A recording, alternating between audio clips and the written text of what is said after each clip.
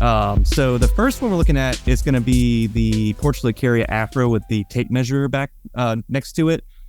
This one was submitted by Ricky Ruins quite some time ago. And when I did a call for trees, I was like, who's got some critiques? And he was like, oh, I posted a while back, but you it looks like you overlooked it. I'm like, oh, crap. So you ignored it on purpose. I did not ignore it.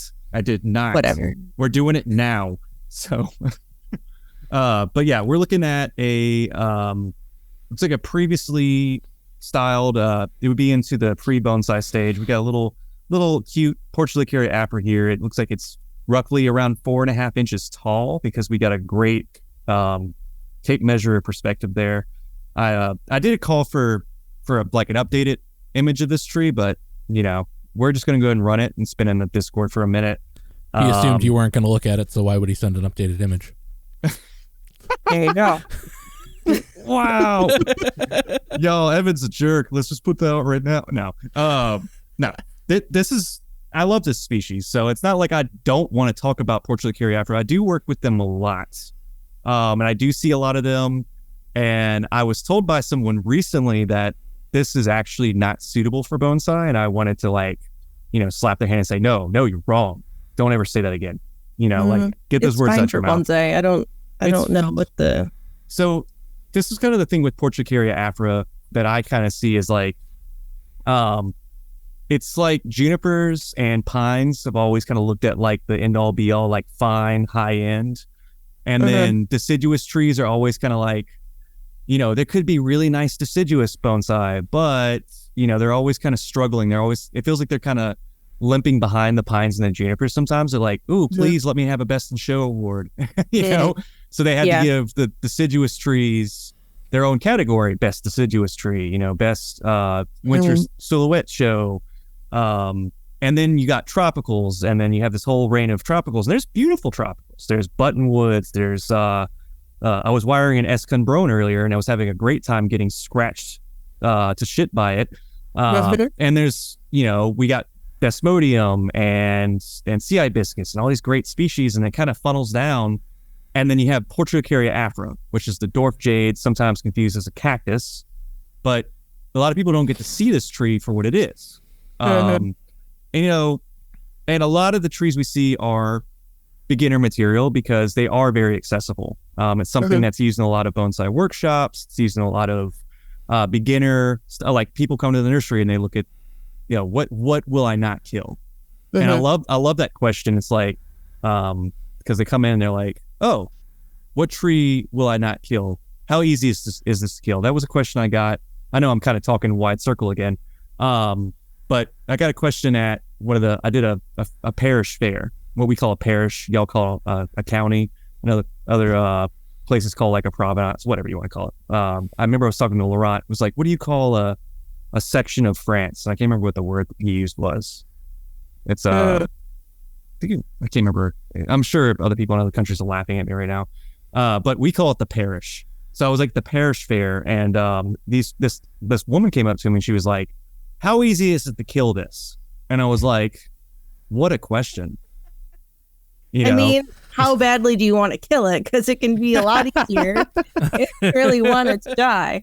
I was like, I mean, if your intention, you could run it over with your car.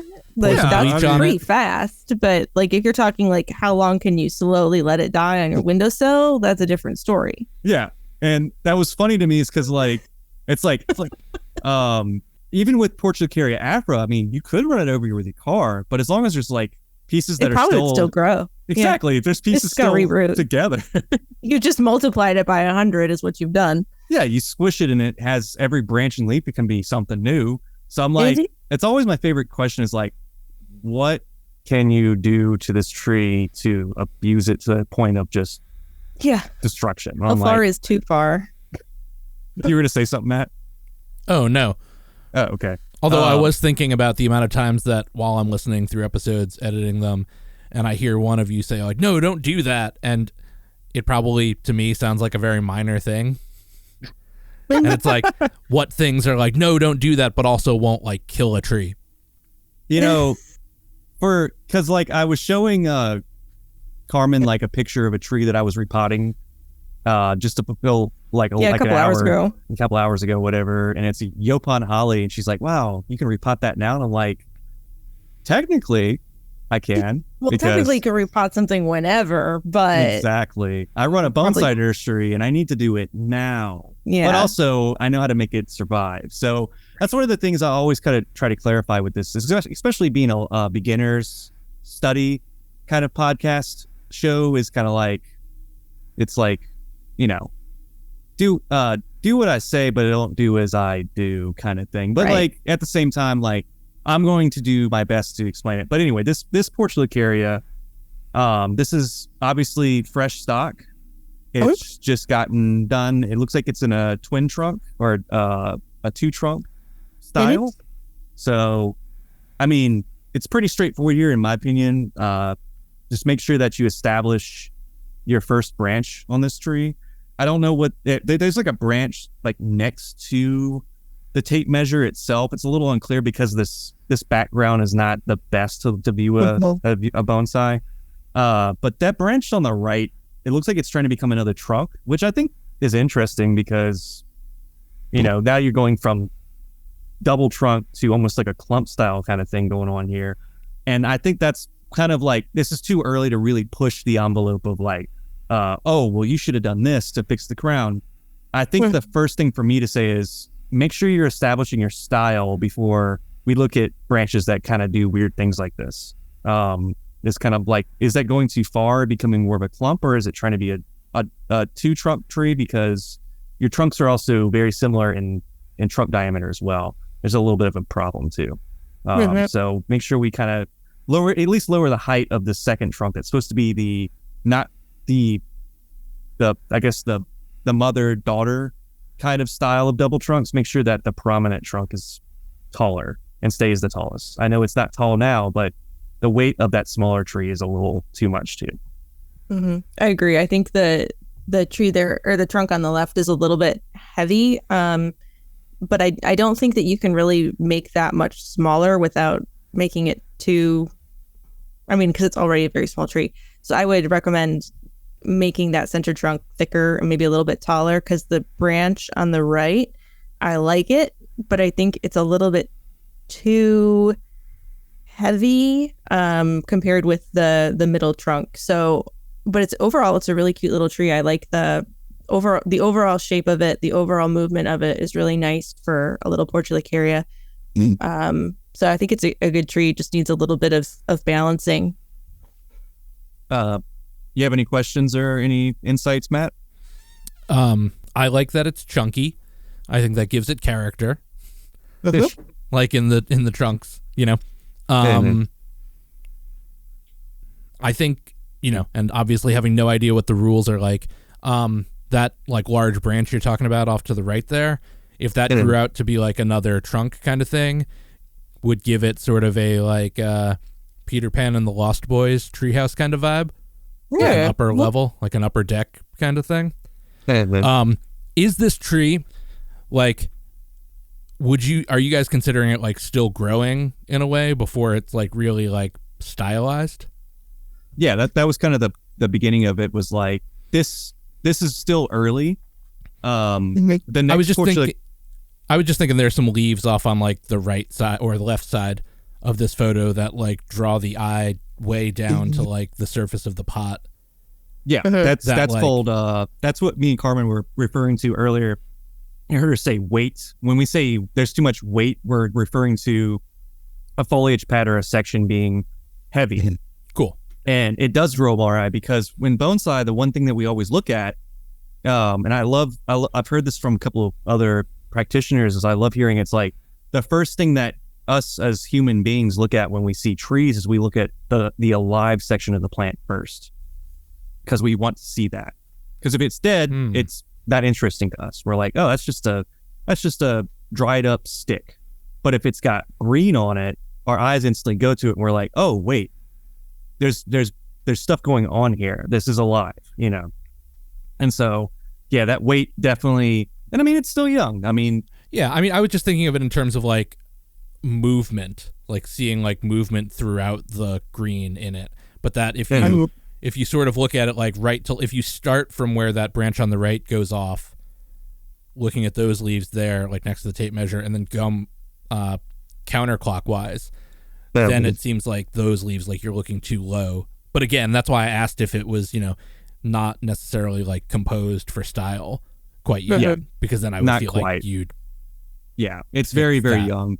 Yeah. So like with the next tree we're going to look at, which is actually it's going to be the 3-point display with the Kusamono, the Portulacaria kind of like leaning over it. It doesn't have any leaves.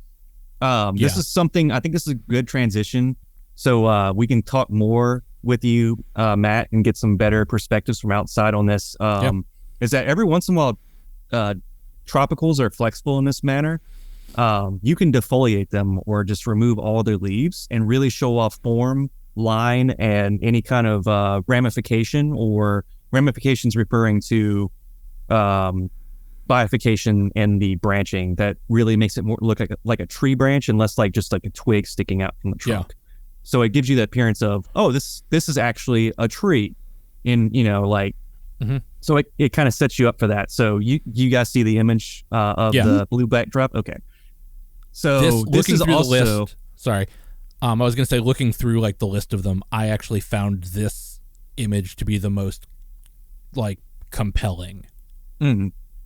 And so this is the going to be a really interesting one. I feel like this one's going to drag us out for a good while because this is, let me see who submitted this really quick. This is another one of our Discord listeners, or one of our Bonsai Best Buds, AC Castle.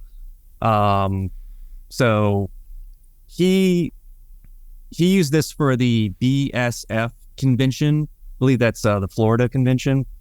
And he has a couple of different images that he submitted of it. He's got one where he's got the same 3-point display, but it's like a really moody, dark image. And he's got another one where he's got the tree.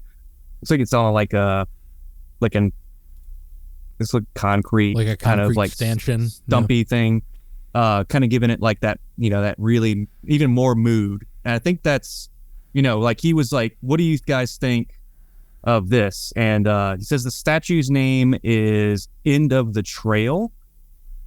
Accent is dead on purpose. So the grass is a browned grass.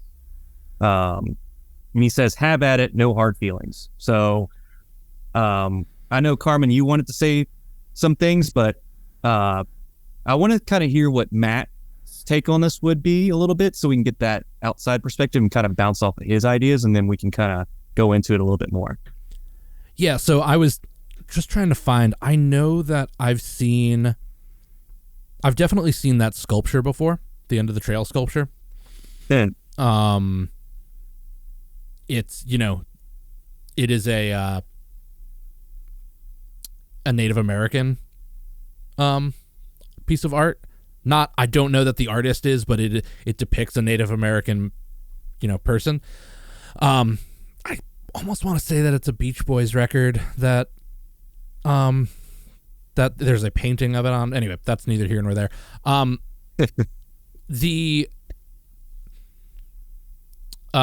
What's the term for like the, that statue and the grass near it? So usually whenever you're displaying stuff in a display like this in a professional setting, it's either the grass would be a kusamono, which means wild grass thing, literally. Carmen, is there a name for like a statuary? There is, and I don't know it off the top of my head. Well, there is a terminology for it, but in 3-point display, this is done well in the point that everything has its own stand and different elevations. So that's got a point to it. But yeah. Usually you don't do a kusamono and a statue. Yeah, it's a little in the same unusual display, but I can see I think there's an intent with how this is displayed that is, in this case, stronger than following whatever the rules are of bonsai display. Yeah. By the way, it is a Beach Boys album. It is the Beach Boys album called Surf's Up, which surprisingly has a song on it called A Day in the Life of a Tree. Oh, sweet. But the thing that I have to look that up. The thing that it gives to me is like, I am kind of drawn to that kusamono and the statue like the tree is like pointing my attention towards those. Maybe. Like primarily, and then like I'm referring back to the tree and looking at sort of the way it is. You know, the tree itself kind of gives me like a dragon-y vibe. Yeah. You know, visually. I mean, those are the things that like as I look at this. Oh shoot! I just saw a dragon in it. I'm never gonna unsee that. There are Sorry, dragon did I forms ruin in it? bonsai. Did I ruin it for everybody? You enhance the look of the tree. It's a different perspective. Yeah, look at me go. Yeah. But that's sort of, I mean, those are my like initial visceral things. And You know, I mean, obviously seeing this, like the process my brain went through was seeing the statue, knowing I'd seen it somewhere before, and then being right about where I'd seen it. And then, you know, watching. No, I take that back. I was obviously looking at the tree first because, I mean, I'm guesting on a bonsai podcast. Obviously, I'd be looking at the tree first. But then watching it, you know, immediately throw my attention, because that's sort of like, that's a good word for it. Like, that tree, like, throws or flings my attention at the Kusamono and the statue.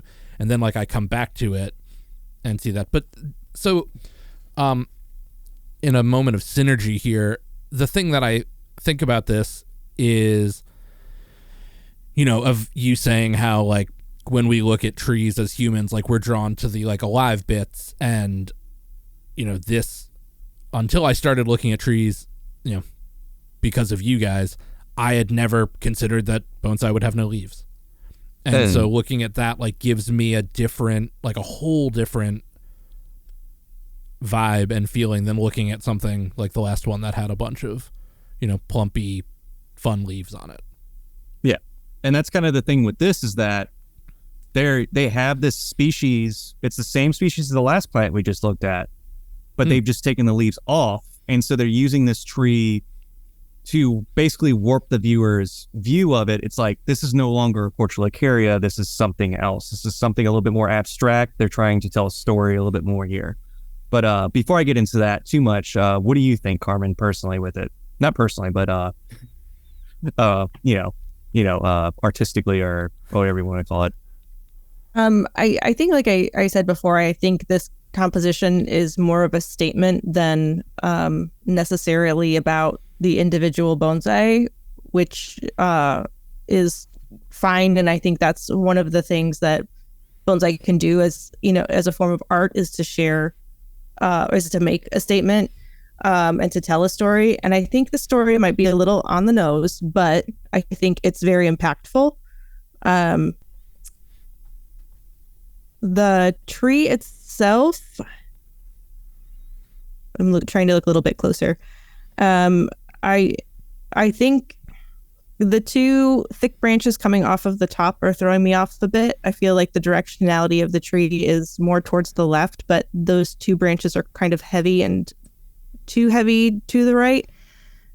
So maybe keeping something up there for balance, but maybe making the canopy go a little bit off more towards the left. The thing that throws me the most is that because it's a Portulacaria afra and it's showing the scene of something that I would think of as like prairie of the United States. So I don't know that the tree is the right species to tell this story, but because it has no leaves, I think it kind of works. So I'm a little bit torn on it. I feel this, like I can very clearly feel what the artist is trying to say here, but I don't know that the pieces all work together overall.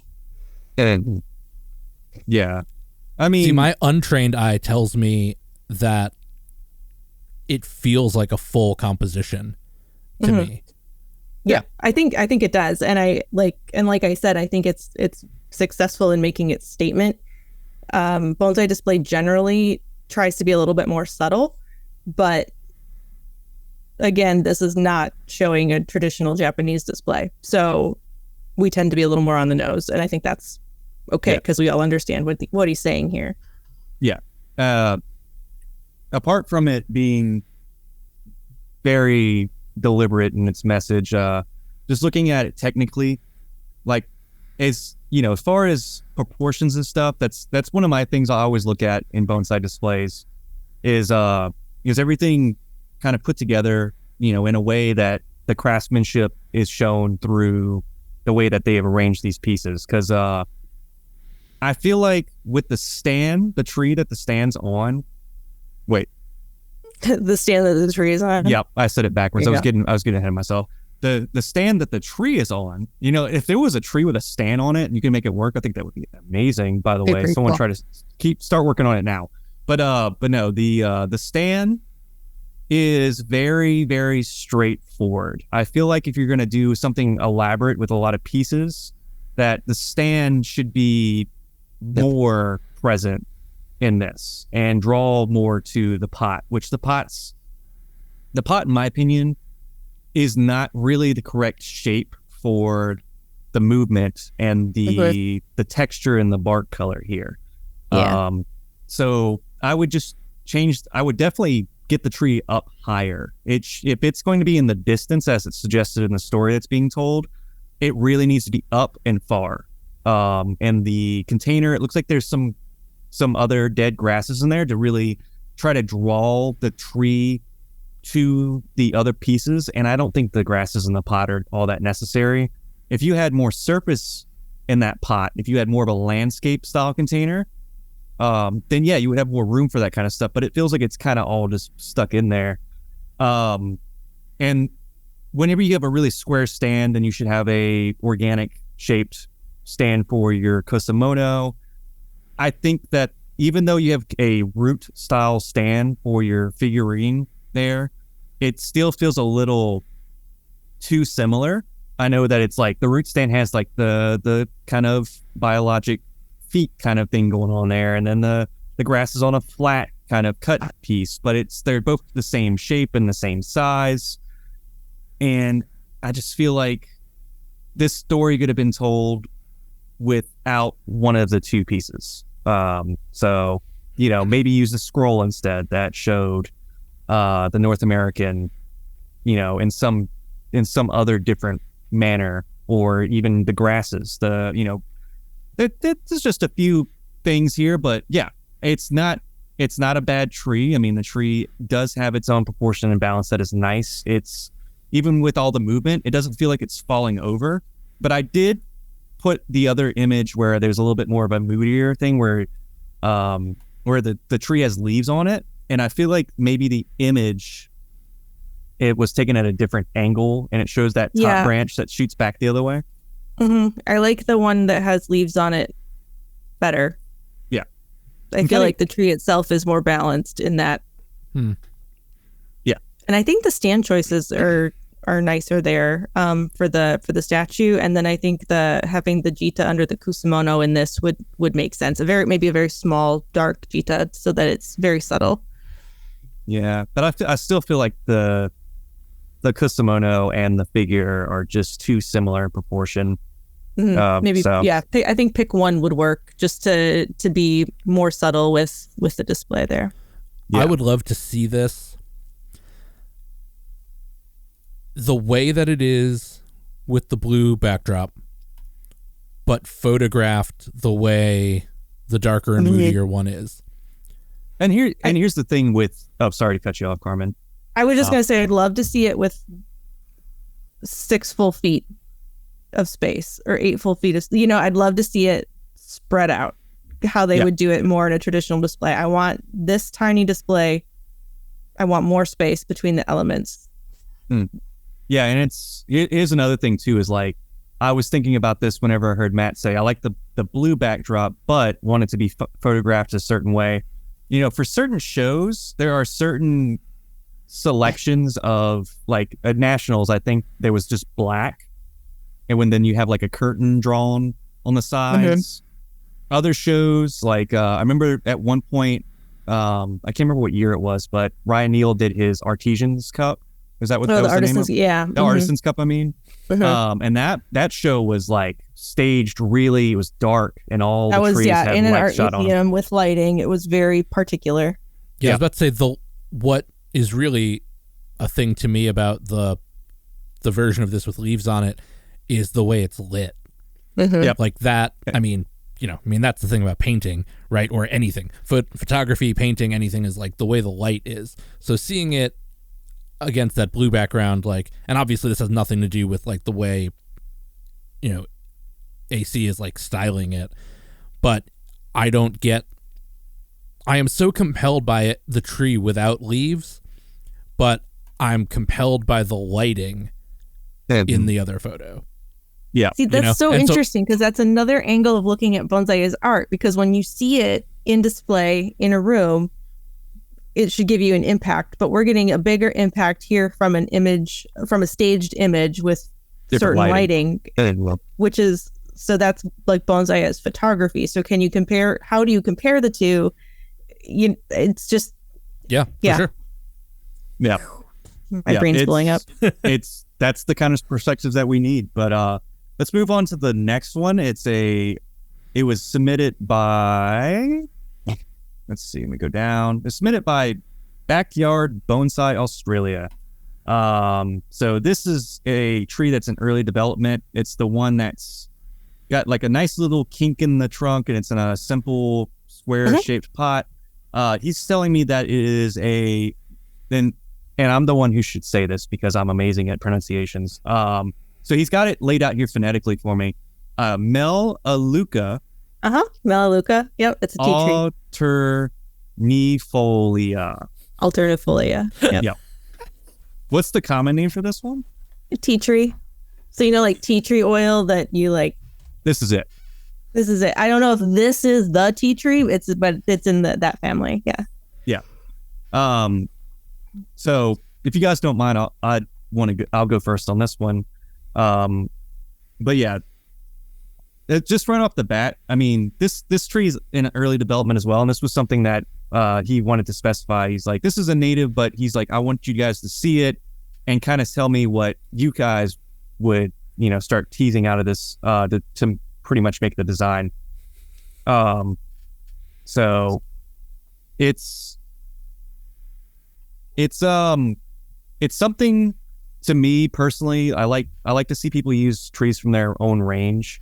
And I know Australia, there's a lot of crazy trees that I don't really get to see a whole lot of. And I wish that there was more club shows where they just take pictures. I don't care what level the bonsai are at. I just want to see the other species. I want to see what's going on over there because they've got a lot of really interesting stuff. And this tree, I'm guessing tea trees, this looks like it's a conifer from what it appears. It's I guess you would say it's not a conifer, but it's like really it's a real narrow leaf. It okay, but it's almost evergreen. like, it's very fine, kind of like a willow almost. When you see them full size, they're... Oh, so this has the tendency to be like, the leaves are great because they're so small, but they actually are leaves. It's the image is a little it's hard to compressed. tell. Yeah. Okay. I don't know if this species is really brittle. And Carmen, didn't you tell me about, you had somebody in Australia in your family? My brother lives there. Okay. So you've been there a handful of times, so you've probably seen these in person. I think so. Yeah. Okay. I don't know about this particular species. Okay. And I mean, I've seen a few of them from is it Tree Makers? There's another Australian group that posts some of these. I mean, this is my first time seeing one, and it's unfortunate that I would love to see one of these in person, but I probably never will. But the reason why I'm asking and saying that is that is like, usually whenever I approach a new tree like this, I want to see what is it capable of. Like, are these fragile? Are they brittle? Because if it's brittle, I can understand, like, if you want to wire it out, you'll be a little bit less adamant to put some serious compression in those branches. Because my first instinct when I look at that trunk is it's got that really nice, just like comes up and it kinks suddenly and has a nice dramatic, just straight shot into the trunk line. And my first approach would be getting that movement and replicating that movement in some of the branches, especially early on in the trunk, especially if it's going to be the first branch. But if the tendency for this tree is to be brittle and to grow up and out, then if it's going to be a native approach, like I do with some, a lot of my stuff here with the bulk cypresses and the elms and stuff that I deal with, then if there's a way that it needs to be approached in that manner, then I guess it could be done, and just in a way that I'm not familiar with Australian bonsai. But one of the things that stands out to me, if it's going to be more of a native or a true to form, is that if you come up that trunk and you see that where he's got it wired a little bit, and you come up to the right, and there's those branches that drop down and just go nice and lateral with the ground. That's, you guys see what I'm saying there? Okay. Yeah. That's interesting. The way those branches kind of just naturally lay down, and then they give kind of like a triangle shape on their own. So if the intention is to keep the tree tall and kind of just, maybe this is its growth habit, then try laying all those other branches out in a similar manner and kind of building that, giving that feeling throughout the rest of the branch structure and the canopy. And I don't know what the capability of this tree is. If you cut it back, if it will back bud off of nothing, if it's truly like a boxwood or an azalea, if it's capable of that, or if it's like more like a conifer, where if you cut something off, you're kind of like screwed. So I think it would be interesting in that way. What do you think, Carmen? So how I've seen these before and how I kind of think of them naturally is kind of like how you would find a larch in a bog or something. So kind of like straight up and kind of out a little bit. Not totally straight, maybe like slanted or kind of craggy, or, you know, something that's been a little bit beaten up.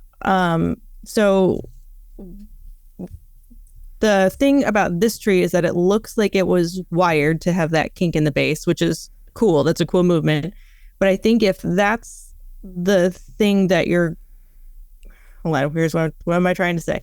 I think if you can't manipulate the trunk above that kink into a bend, that you have to cut it off and just work with the two thin branches that are left.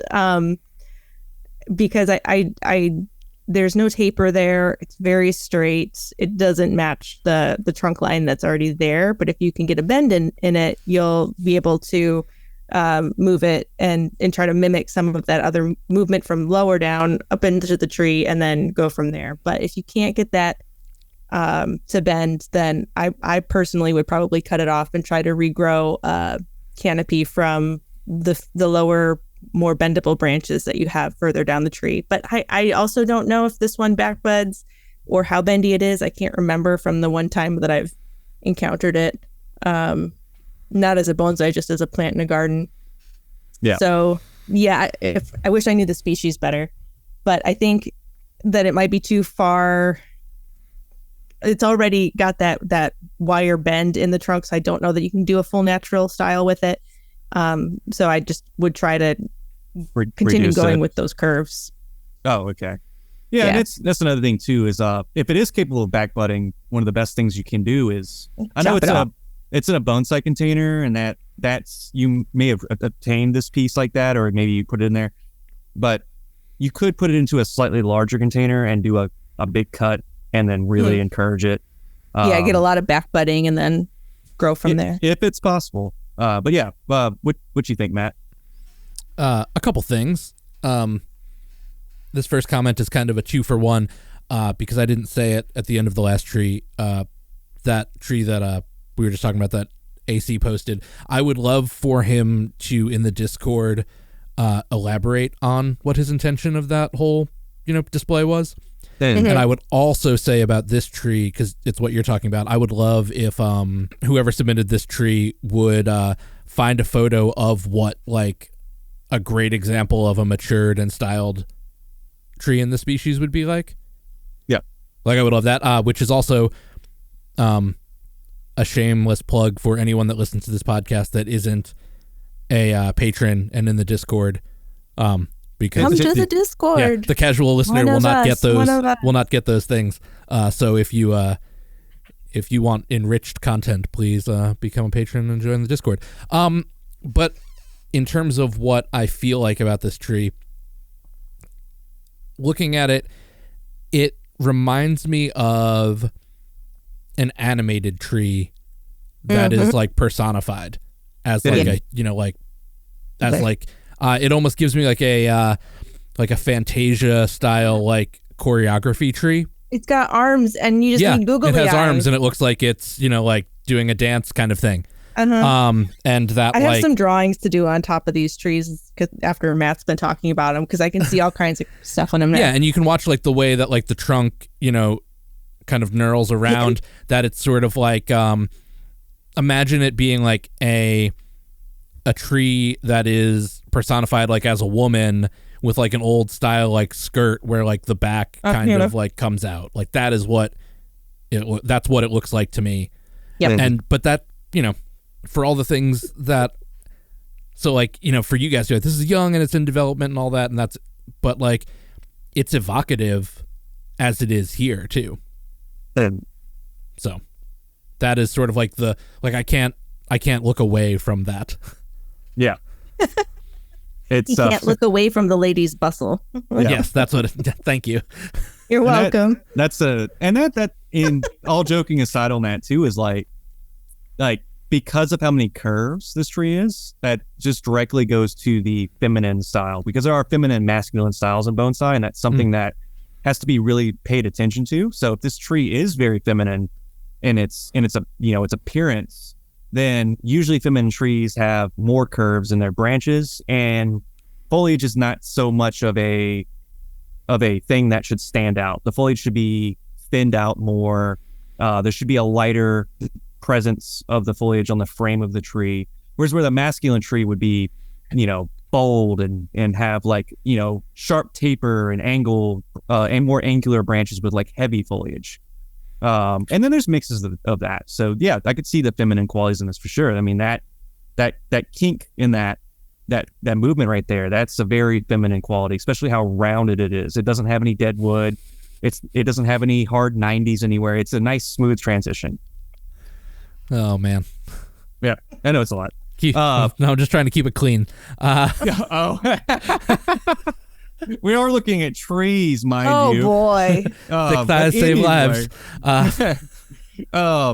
Anyway, so if now that we got that out of our systems, so if we've got some time, you guys got probably about 10-20 minutes left. Y'all good? Yeah, it's fine by me. So I did say in the previous episode, like, yeah, we're critiquing trees or being hard on some of these trees. It may seem like we don't want to sound like we're jerks. So, I mean, I can be harder. Oh, but I won't. That's what she said. Oh, no, God. Not she. That's a he. Oh. Anyway, now that we went from a PG rating to a PG-13. Don't worry. So yeah, we were saying how like we seem so critical on other works on other trees. So the next image is one of my bald cypresses, and I'm gonna step back and kind of see. Oh boy! I know there's some things that I have to say myself, but this was a first run for this tree. I showed it at the Louisiana Day of Bonsai. This was probably 2 months ago, maybe a month ago. Everything's running together because I've been running around so much recently with little mini shows and stuff like this. But yeah, I'm not going to hold any punches on how I feel about my own work as well. I remember just a little insight too. Jennifer Price was at this show, and she was the featured artist. And she'd asked me to go through and critique some of the trees at the show with her, and we got to this, and I was like, well, wouldn't it so happen that my tree was here, and we're going to talk about it? And one of the things she said to me, she's like, oh, it's hard to critique your own work, huh? And I was like, no, not at all. Oh, it's so easy to critique my own work. It's so easy. It's all garbage. Hate. I'll show you exactly what's wrong with it and where. Sorry, go ahead. What did you say, Matt? I said hate. Oh, hate. But anyway, so Matt, what do you think? I want to hear your perspective, and then which one is it? It's going to be the one that's a bald cypress on a stone slab, and it's got pitcher plants to the left of it. It's on the red cloth. Yeah, okay. That's what I need to know. Don't use fancy bonsai words with me. He doesn't know what bald cypress is. Don't tell me directly what the plant is. Just tell me what the background looks like. Just because you're Mr. Bald Cypress. Anyway. How tall is this tree in real life? In real life, this tree is, I think it's about 5 feet. It's a Carmen-sized tree? It's a Carmen-sized bonsai tree. If you stood next to it, you'd have to use a stool to work on it. Oof. Yeah, what's interesting about that is like, because how I would feel about seeing this in person at a show is different from looking at this photo of it, because I keep using the word express like throughout this whole all of this conversation we're having, but like I think that it expresses as a massive tree. Like it feels like a redwood. It feels majestic. Yeah. Okay. You know, like in all of its own way, even though there are parts of it that are very, sparse. Yeah, and that's kind of like the thing is, we talk about this every once in a while in the show. Is like, what does a tree look like when it's far away, and what does a tree look like when it's really close up? And so this would be example, and this style of bald cypress is considered to be a far away view, so that's why you kind of feel that way. But yeah, cool, great. It's interesting to hear how you said it feels big, even though bonsai is all about scaling. Sure. So I think that's an interesting comment to me. But continue. I don't know. I really need to like go to a show sometime and like experience trees. Oh, don't worry, we can get you in one. What are you doing in May? Too soon to tell. Yeah, I know it's a little too soon to tell, but there is a show out there that you could attend that's not too far from me in St. Louis, so we'll talk about it. Yeah. Yeah, I mean, just because that's the thing is like, obviously, and it probably has a lot to say about the way that like I kept like coming back to like that stylized photograph of AC's tree where I was like, because I don't have experience of like standing with one. But if this tree is 5 feet tall, I probably in person, like, in this photo, it feels to me like it's 100 feet tall. But even probably standing in front of it at 5 feet tall, I would still feel like not overwhelmed by it, but it definitely has like a presence, Yeah. Like a not large, I mean, try not to use like stupid descriptive words like large or things like that, but like it has sort of an imposing presence just in the way that it, presents. And for one of the things too is like, whenever I was in art school briefly in college, I remember whenever we looked at other people's work, and I remember one of the teachers that we would do critiques, and that was always like everyone's biggest fear was like, oh, we got to do critiques. Not going to sit here and say things about people's work and then put my own work up there.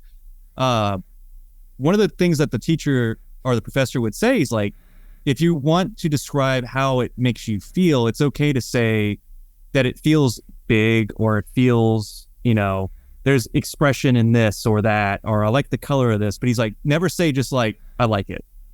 He's like, give a little bit of detail about it, That's kind of one of the things that's going to be a future idea for the episode where we talk about approaching bonsai material and critiquing trees. We obviously need to do that after this conversation. But yeah, it's that is part of it. Yeah. Yeah. I mean, that's really the thing that I like very much get out of it. I sort of like, I'm interested to hear what you have to say.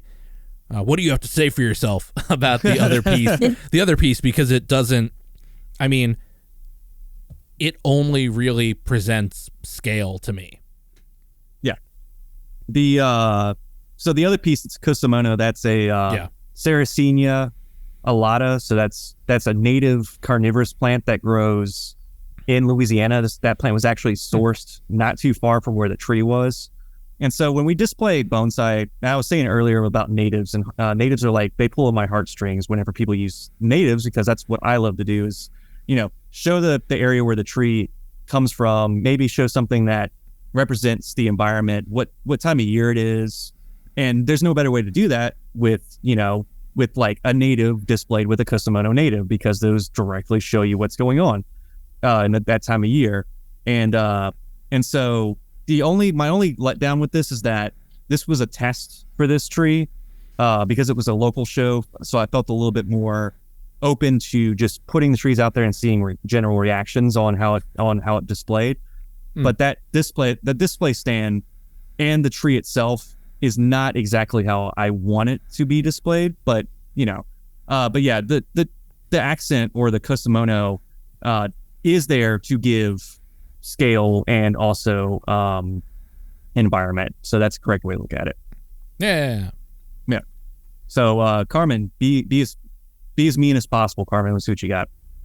Well, there's one branch at the top, so that I don't know what to do with. And I don't know if it's a matter of that I want that low branch to be heavier because the top feels heavier than the lower branch. And so I want more balance between the amount of foliage I'm seeing up top and down below. And so the second branch that's kind of going up and to the right, so like there's the apex and then like two branches kind of parallel to each other.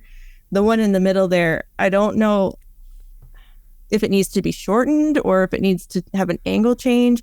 There's something that's a little bit off about the amount of balance, I think. And it might just be the amount of foliage that's at the bottom or that's not at the bottom of the tree.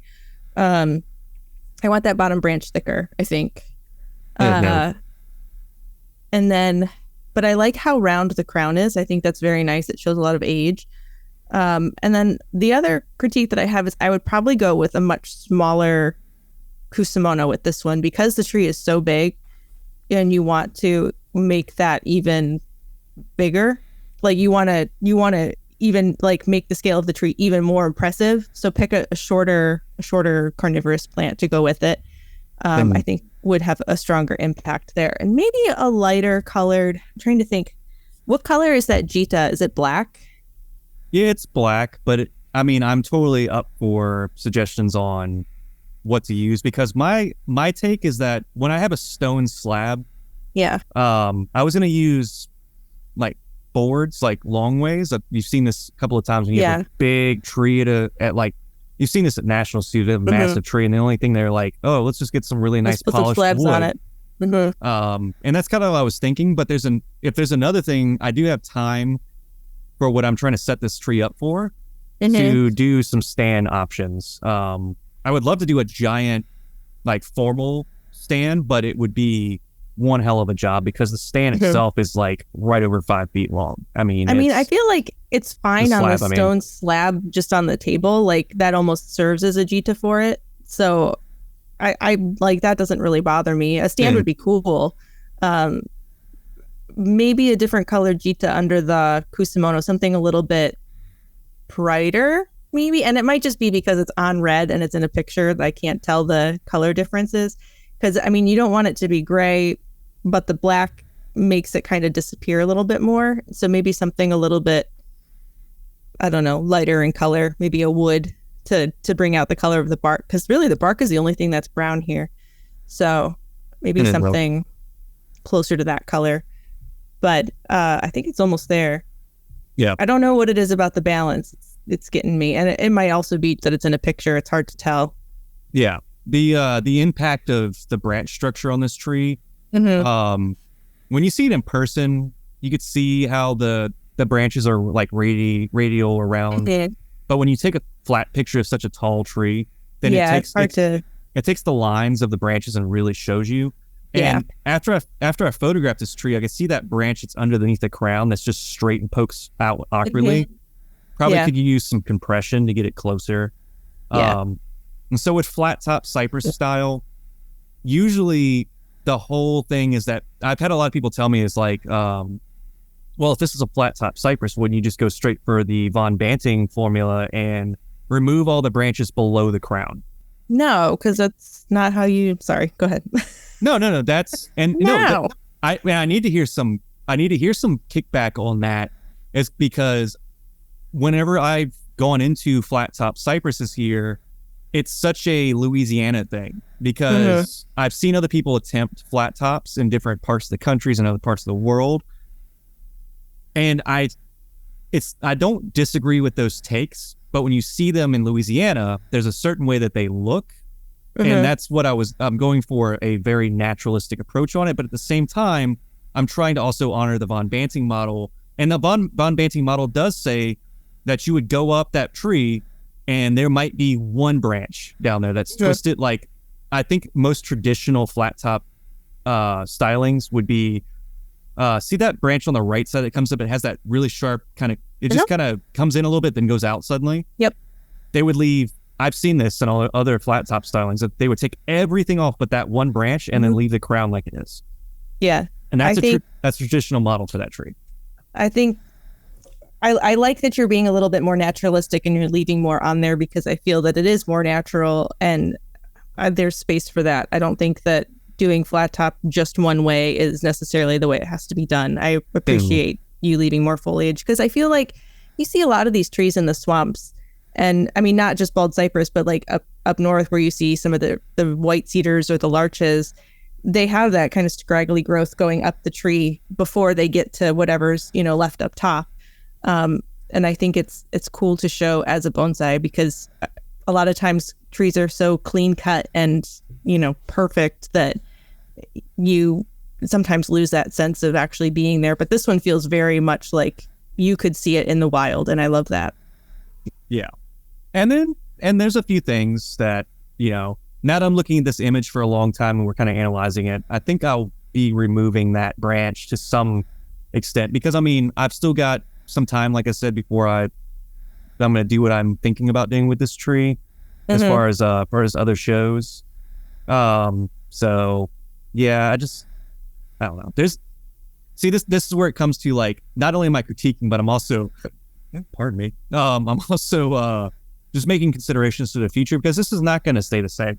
God dang, yeah. It's going to grow and mature, and you're going to have to make different cuts. And we're about to approach the fall here, and the leaves are going to fall off of this tree, and I'm going to go in and do a full wire on it. Cool. So it'll be different, but that's the point. And there you go. For our listeners who think that I can't sit here and, take my own medicine when it comes to critiquing,